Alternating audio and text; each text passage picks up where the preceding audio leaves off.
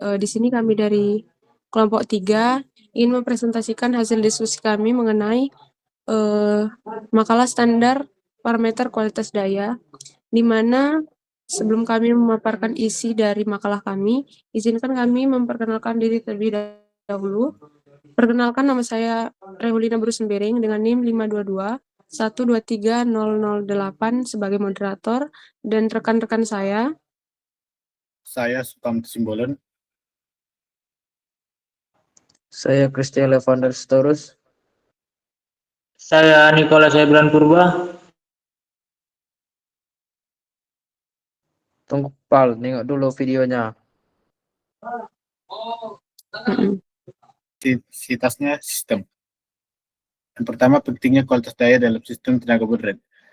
Dalam 2-3 dekade terakhir, sistem tenaga listrik global telah mengalami transformasi fundamental. Masalah PEKI atau kualitas daya tidak hanya terdampak pada operator sistem atau utility, tetapi juga secara langsung mempengaruhi konsumen akhir. Yang kedua, tren peningkatan sensitivitas peralatan listrik dan kompleksitas sistem, yaitu tantangan PEKI semakin diperparah oleh dua tren utama, yaitu yang pertama peningkatan sensitivitas beban dan yang kedua kompleksitas jaringan. Adapun yang ketiga adalah tujuan dari makalah rangkuman.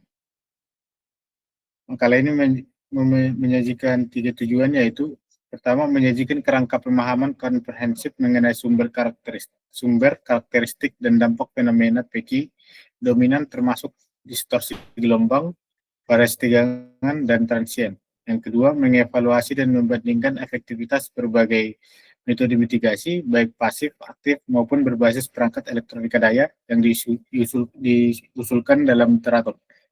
Yang ketiga, mengidentifikasi perkembangan terkini dalam metrik pengukuran dan teknik identifikasi gangguan real time untuk mengatasi sinyal PEKI yang non-stasioner dan kompleks. Bagian 1-2 yaitu definisi dan klasifikasi kualitas daya. Yang pertama, definisi dasar kualitas daya berdasarkan standar IEE dan IEC. Kualitas daya seringkali didefinisikan sebagai perspektif penggunaan akhir. Menurut IEE, kualitas daya adalah konsep pemberian daya dan grounding pada peralatan elektronik sensitif dengan cara yang sesuai dengan peralatan tersebut. Yang kedua, klasifikasi fenomena kualitas daya, yaitu gangguan kualitas daya atau power quality disturbance diklasifikasikan berdasarkan karakteristik besaran atau amplitude, durasi atau waktu, dan bentuk gelombang atau frekuensi.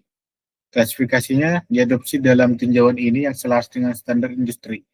Dibagi menjadi 3 kelompok utama, yaitu distorsi gelombang, variasi tegangan jangka pendek, transient impulsif, dan oscillatorik atau noise, dan fluktuasi. Yang berikutnya bab kedua, yaitu metodologi penelitian. Yang pertama yaitu kriteria pemilihan artikel. Yang pertama yaitu 1, definisi lingkup dan fenomena fokus. Tinjauan ini secara spesifik berfokus pada 4 kelompok fenomena PEKI utama, yaitu distorsi gelombang, variasi tegangan, transient dan deteksi, fluktuasi, dan sistem modern. Yang kedua, periode publikasi dan sumber artikel. Artikel yang dipilih adalah publikasi terkini yang relevan, terutama diterbitkan dalam jurnal-jurnal bereputasi atau laporan teknis dari lembaga riset terkemuka dalam bidang teknik listrik. Pemilihan utama pada artikel memberikan yang pertama analisis kuantitatif dan tinjauan komparatif. B. Prosedur rangkum dan sintesis. Yang pertama penyusunan tabel ringkasan artikel. Yang kedua pendekatan untuk perbandingan dan sintesis temuan, yaitu berupa setelah data dari 10 artikel terkumpul dan terstruktur, dilanjutkan dengan sintesis kualitatif dan kuantitatif pada bab 4. Berikutnya saya serahkan ke moderator.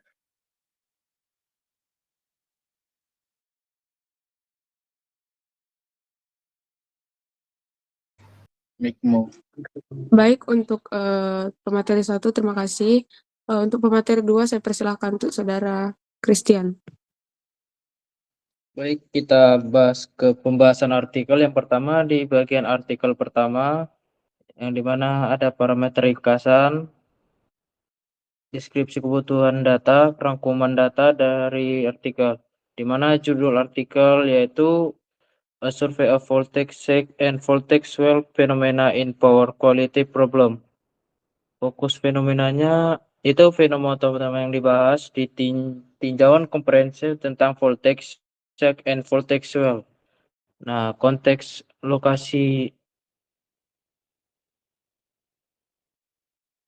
di artikel kedua yaitu judul artikel yaitu A Comprehensive Study of Voltage Swell and Shock in Power Distribution System Characteristic, Cause, Key Effect, and Mitigation Strategies.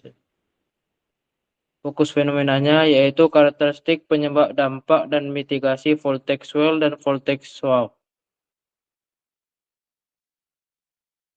Nah, di artikel ketiga yaitu judul artikelnya yaitu A Study of Load Imbalance Influence of Power Quality Assessment for Distribution Network.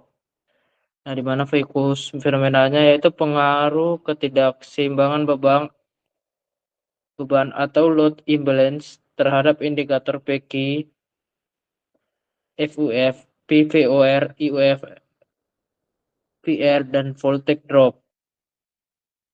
Di mana konsep lokasinya yaitu jaringan distribusi tegangan rendah, radial, perdesaan, atau menggunakan artikel keempat yaitu judul artikelnya itu Power Quality Phenomena Standard and Profession Metric of for DC Grid.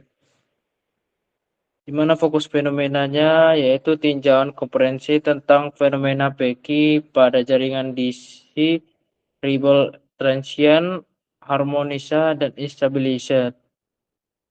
Dan metrik PQ-nya disusulkan. Nah, di artikel kelima yaitu judul artikelnya itu Voltage Unbalanced Power Quality Issue Relate Standard and Mitigation Technique Effect of Unbalanced Voltage on and Use Equipment Performance.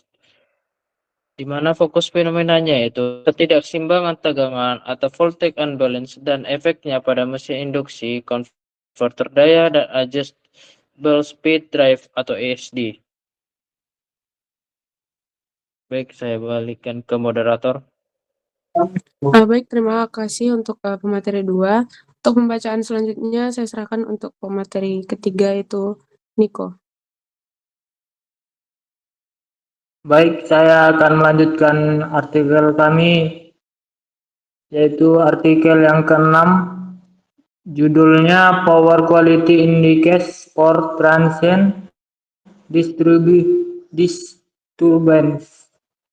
Fenomena utama yang dibahas yaitu pengembangan indeks kualitas daya transient baru atau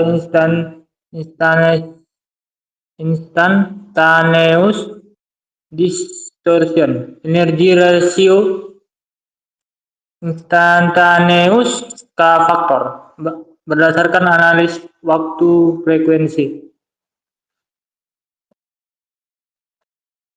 Artikel yang ke-7 itu judulnya A Systematic Review of Real-Time Detection and Classification of Power Quality Disturbances. Fokusnya itu fenomena utama yang tujuan sistematis detail dan klasifikasi real-time gangguan kualitas daya atau PQDS dengan fokus pada voltage sake dan voltage node. Lanjut di artikel ke-8 judulnya Impact of Power Quality on the Efficiency of Thermal Mining Process. Fenomena utama yang dibahas yaitu dampak harmonisa, voltage collapse atau sake atau swell, asimetri dan fluktuasi terhadap efisiensi dan keamanan di industri pertambangan bawah tanah. Artikel yang ke-9 itu judulnya Analisa Pemasangan Filter Pasif sebagai Peredam Harmonisa Akibat Beban Non-Linear. Fenomena utama yang dibahas yaitu analisis peradaban harmonisa atau THDI atau THDF menggunakan filter pasif, single to net, dan dampaknya pada faktor daya. Artikel yang ke-10 judulnya ialah Research on the Flicker Effect in Modern Leak Sources Powered by an Electrical Network. Fenomena utama yang dibahas yaitu analisis flicker cahaya atau light flicker yang dihasilkan oleh sumber cahaya modern atau bisa disebut LED, CFL, halogen, dan keterkaitannya dengan desain lampu bukan hanya gangguan jaringan.